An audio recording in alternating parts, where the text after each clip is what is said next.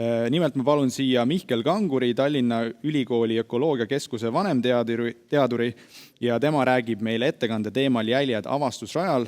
Ja seal vist ongi õues õppevahend, mis on ühendatud selliste nutiseadmete ja sellise materjaliga, mida saab tarbida läbi interneti või läbi nutiseadmed. Ütleme nii. Jah. Olge hea. Aitäh. Eks nii mõnigi kasutaja tunneb seda nime all ka ahastusrada, aga omast kogemusest võin öelda, et igal juhul ta on lihtsam kui Moodle. Aga see selleks. Tõesti, mina olen Mihkel Kangur ja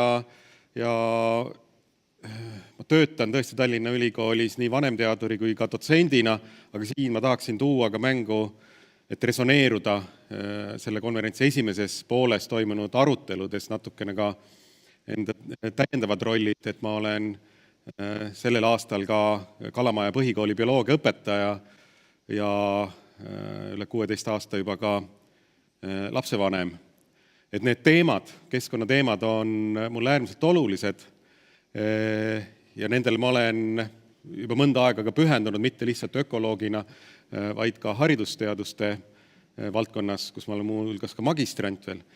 Aga me oleme Tallinna Ülikooli kokku kogunud ühe sellise pundi inimesi, kes üheskoos tahavad leida lahendust, leida seda vastust siis sellele küsimusele, mis tuleb välja meie keskkonnateadlikkuse uuringust taas, et me justkui teame, aga miks me siis ei oska selliselt käituda. Ja see tänane ettekanne mul ei põhine mitte minu tööl, vaid meie tööl ja see meie taga on siis ökoloogid, lisaks minul Liisa Puusepp, Jaanus Terasmaa, hariduspsühholoogid Greta Arro, Elina Malleus, kommunikatsiooniinimesed Esta Kaal, Arko Olesk, digitaalsete õpivahendite spetsialist Triinu Jesmin ja võib-olla mõni inimene veel. Ma alustan resoneerumist keskkonnateadlikkuse uuringu küsimustega, et kui meie elanikkonnast 91% tunneb ennast vastutavana keskkonnamuutuste ees ja 83% on tundnud muret mõne keskkonnaprobleemi pärast ja 80% peab ennast täiesti keskkonnateadlikuks, 74% suisa viib pakendid selleks ette nähtud kohtadesse ja 61% inimestest sorteerib igapäevaselt prügi, siis miks nii on, et Eurostati kohaselt vähem kui 30% meie olmejäätmetest antakse üle sorteerituna. Ehk et väga paljudes, väga erinevates uuringutes, mitte ainult keskkonnateadlikkuse uuringus, aga ka meie elanike rahakäitumise uuringus, internetikäitumise uuringus ja nii edasi, me jõuame kõigi nende uuringute lõppjäreldustes ühele samale tulemusele. Informeeritus on äärmiselt kõrge, inimesed teavad neid teemasid, tunnevad termineid, oskavad vastata õigesti küsimustele, aga tegelikku käitumist selle taga ei ole. Ja võib-olla me peame vaatama, et mis on meie teadmiste seemik siis. Meie teadmised, selle juured asuvad igal juhul alusteadmistes. Sünnihetkest alates või isegi enne sündi veel me hakkame koguma tavamõistelisi alusteadmisi.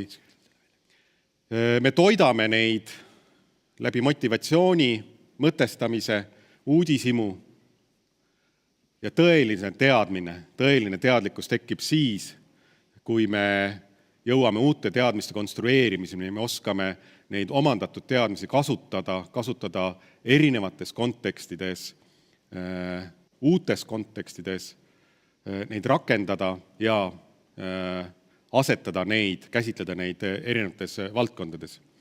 Ja selle toetuseks me tõesti oleme omal ajal, aastal 2013 juba, loonud sellise rakenduse nagu avastusrada ja meil on hea meel näha, et selle kasutamine on olnud äärmiselt elav. Loomulikult me oleme sinna ka ise natukene hagu alla pannud ja katsunud rääkida ja teinud ise radu ja koolitanud.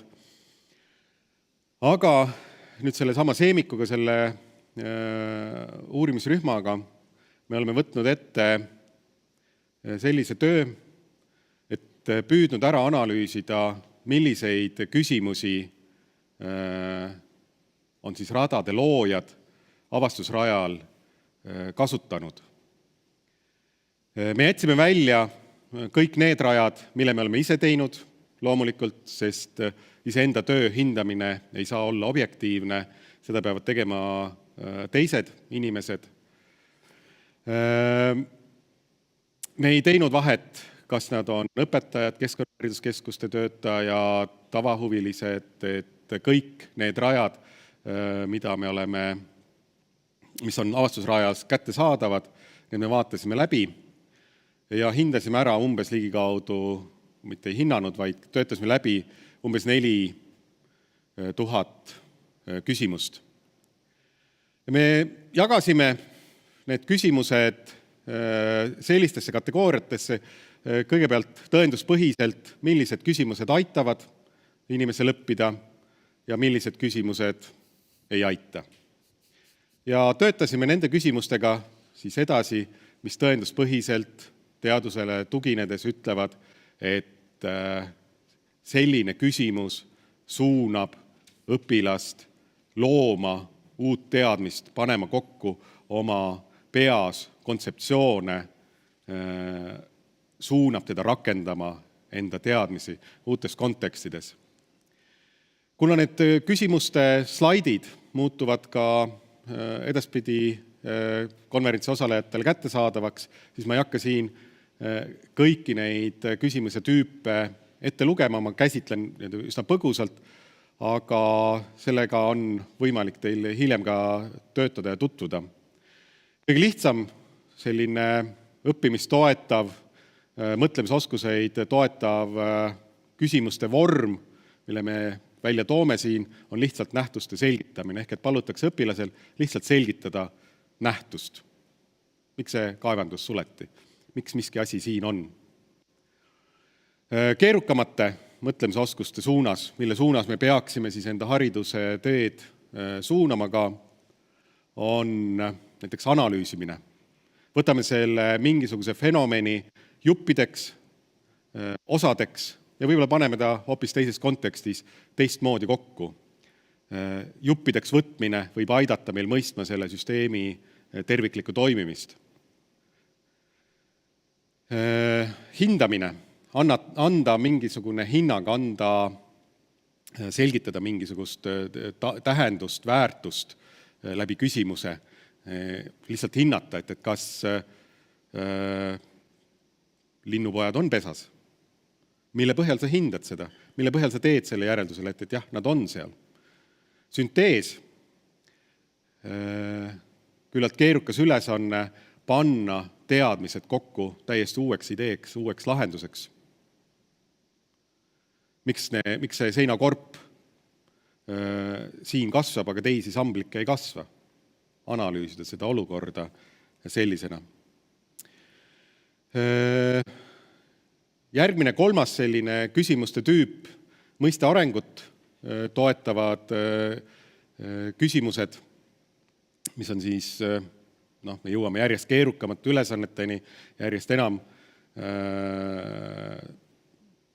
õppijat õpingutes toetavate küsimusteni, selline eelteadmiste aktiveerimine, tavateadmiste või siis väärmõistete sõnastamine, ehk et recallida, taastada, taas esile kutsuda või meenutada mingisuguseid alusmõisteid, aga siin ka tegeleda siis väärmõistetega, näiteks siis aluseline vesi või vaatle lihtsalt ka loodusmaja parki ja püüa hinnata, kas ta on liigirikas. Liigirikkuse mõistmine ei ole väga otseselt tavamõisteline. Me võime näha seal liike, aga püüda hinnata, kas ta on ka liigirikas, viitab juba keerukamate mõtlemisoskuste suunas. Väljakutse, erinevate infokildude hindamine, nende põhjal uue selgituse, uue tähenduse loomine. Nimeta vähemalt üks lind, kelle jaoks surnud puu on väga oluline, et panna kokku väga erinevatest infoallikatest endale see uus tähendus, kelle jaoks seda surnud puud siis ikkagi metsas vaja on. Laiendamine, uute ideede konstrueerimine, et kui me oleme õppinud mingisugust teemat küllalt kitsalt, siis selle pealt üles ehitada hoopis keerukam süsteem, suurem süsteem. Või ka siis rakendamine, et enda teadmiste rakendamine päriselulise mingisuguse ülesande küsimuse lahendamiseks, et mis ilmakaarest see küngas siis kõige lamedam on ka. Mis te arvate, kui palju selliseid küsimusi oli? 4000 küsimusest, mis on rõõmustav ja mida me tõesti peame väga heaks tulemuseks, on see, et enamuses radadest sisaldus vähemalt üks küsimus, mis toetas kõrgemaid mõtlemisoskuseid või kontseptuaalset muutust, mõistearengut. Ehk et hea meel on näha, et vähemalt väga suur osa õpetajaid, radade loojaid tegelikult oskavad selliseid küsimusi luua. Me ei anna siin hinnanguid, sellepärast, et me ei tea, mille pärast neid radu on tehtud. Aga me eeldame, et õppimiseks, see rakendus on loodud õppimiseks. Selliseid küsimusi 4000 küsimusest oli 264.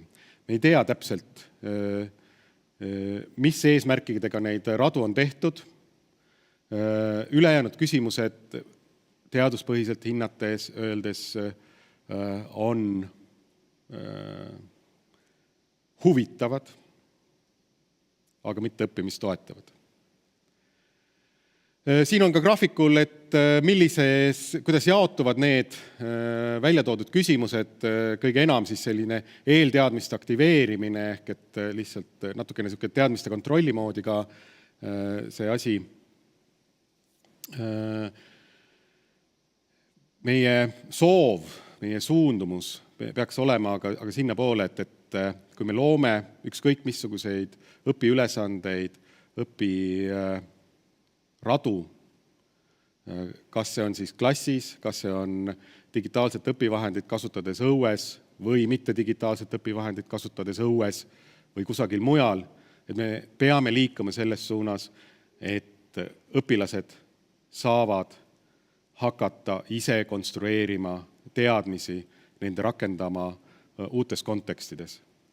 Ainult sellisel juhul me jõuame selleni, et keskkonnateadlikkuse uuringu tulemused ei jõua taas samale järeldusele, et informeeritus on olemas, aga teadlikkus on küllalt madal. Olles nüüd ise õpetaja, miks selle konteksti ma siia ka toon, et meie elanikkonnale, õpetajaskonnale,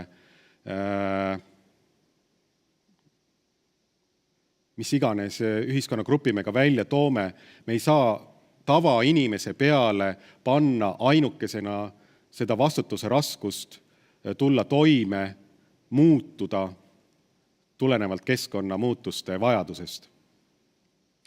See on ebaõiglane nõue ja sellele me ei saa lõputult rõhuda.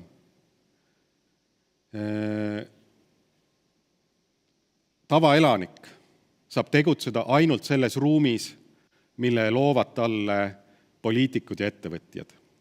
Olles nüüd õpetaja, siis tekib minul nagu väga selgelt või tekib selliseid küsimusi, kas see süsteem, kus me tegutseme, kas ta ka päriselt tegelikult toetab seda, mida me enda haridusest tahame.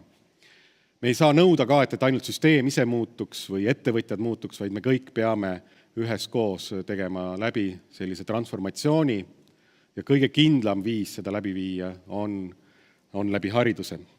Seetõttu sellest kogemusest järeldused meil, ükski digitaalne õpivahend ei tee imet. See on lihtsalt tööriist, see on lihtsalt vahend avastusrada või ahastusrada, ükskõik, tegelik see sisu loeb. Ja see, milliseid õpiülesandeid me loome, seda õpilased ka õpivad. Aitüma ja me kutsume kõiki koostööle, kui te tahate näha, millega Seemik ka tegeleb veel, siis siin on kontakt, kuidas meiega ühendust saab. Suur tänu, Mihkel Kangur! Niimoodi vaatame, meile on tõesti laekunud küsimusi. Üks küsimus puudutab võib-olla täna isegi hommikupoolset osa, et kas avalikustatud keskkonnateaduslikkuse uuring on juba ka allalaetav mõnel lehel. Ministeeriumi kodulehelt seda ei leitud. Mul on teile infot, et uue nädala alguses peaks see tõesti minema üles ja ilmselt ka vist ministeeriumi kodulehele või kus see tavaliselt on olnud.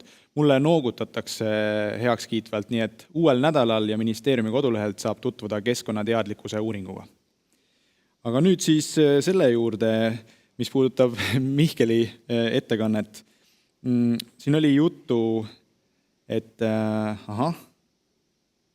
see on nüüd, vaatame, kas me saame nähtavale ka. Igatahes minul on ta siin ees praegu, et puudutas see, et kas enamus küsimusi olid fakti küsimused või mis läbiv viga on küsimuste esitamisel. Selline huvitav tähelepanek ongi, et võta see nüüd kinni, et mille kohta see täpselt käis. Kas see oli selle teie uuringu üks tulemeid, mille kohta seda on soovitud esitada? Me tahaksime keskenduda positiivsele, et kui te vaatasite saadet Kõige targem rahvas, siis üks väga huvitav hea ülesanne, mis seal oli, et konstruktiivselt rääkida sellest, millist käitumise muutust me siis õpilastelt soovida tahame. See on sama positsioon ka meil praegust, et me ei jõua kõiki need 4000 väga spetsiifiliselt läbi analüüsida, seetõttu me tegime väga kiire filtri lihtsalt sellest, kas toetab õppimist, ei toeta õppimist, kui ei toeta õppimist, siis analüüsime seda hiljem edasi. Praegus keskendume sellele, et mis siis toetavad õppimist ja me näeme siin fantastiliselt väga häid näiteid, millest on õppida, mida on võimalik edasi arendada. Et keskendume sellele, ärme hakka analüüsima, et mis siis seal nagu pahasti oli. Inimesed veel, kes võib-olla pole selle avastusrajaga, selle digitaalse lahendusega kokku puutunud, teeme ühe lihtsa ülevaate, kuidas see asi toimib. Kuidas see välja näeb, kuidas see toimib? Avastusrada on selles suhtes mõnes mõttes üsna lihtne. Ma saan aru, et seal tekib aegalt IT-s komplikatsioone, aga ta on brauseripõhine töövahend, millega hariduslikel eesmärkidel on võimalik luua igale poole, kus Google Maps levib, luua õpperada. Ja õpilasel või siis raja läbijal avanevad küsimused väga konkreetselt selles punktis, kuhu see küsimus asetatud on. Ehk et ta on nagu infostendide virtuaalne analoog. Et sa saad seda küsimust lugeda, ülesannet täita või infot selle mingi punkti kohta, kui sa oled selles punktis. Ehk et inimesed peavad liikuma ja läbima seda rada. Ja nüüd, kas meie soov oleks, et need küsimused üldjuhul oleksid tähenduslikud ka selle füüsilise ruumi mõttes, et õpilased teeksid midagi nende mobiiltelefonidega siis ka ikkagi seal õues, et nad ei oleks lihtsalt, ei vahiks seda ekraani, vaid õpiksid, et mobiiltelefon on fantastiliselt äge asi, millega ka loodust uurida ja näiteks õppida. Et see oli meie algne idee, kust me lähtuma hakkasime. Ja kuna ta on brauseripõhine, siis ta on lihtne, seal ei ole mingisuguseid uuendusi karta vaja, et nüüd tuleb uus versioon ja et enam töötab ikka. Kas Apple'i või Androidi peal, vahet ei ole. Ja info hulk, mida seda rada läbides telefonid peavad saatma, vastu võtma, et see on üsna minimaalne, et ta võiks toimida nagu ka sellistes oludes, kus võib-olla andmeside on natukene kehvem, et oleme püüdnud hästi minimaalse hoida, mis teebki selle mugavuse natukene jällegi ebamugavamaks, et alati tuleb leida kuskilt neid kompromisse. Et ühesõnaga üks nutiseade oleks vajalik, interneti olemasolu ja võtad õue kaasa ja käid ja uurid ja interneti siis lehitseja kaudu saad sinna ligi ja töötab. Avastusrada.ee, et sealt saab hakata valima endale neid radu, mis siin on loodud. kõigile tasuta, et Jaa. Nüüd öeldakse veel selle uuringu kohta, et et ettekandes ei olnud aru saada, kes oli need küsimused loonud, mida analüüsiti. Selline tähelepanek veel. Me analüüsisime neid küsimusi, mis on avastusrada.ee rakenduse käigus loodud, välja arvatud Tallinna Ülikooli töötajate poolt loodud küsimused. Ehk et me selekteerisime ennast sellest küsimustikest väljast, et me enda tööd ei saa objektiivselt hinnata, aga kõik need küsimused, mis on avastusrada.ee-s, on avalikult nähtavad küsimused, kättesaadavad, et neid analüüsisime. Et see on inimeste poolt loodud. Väga hea. Suur tänu veel kord, Mihkel Kangur,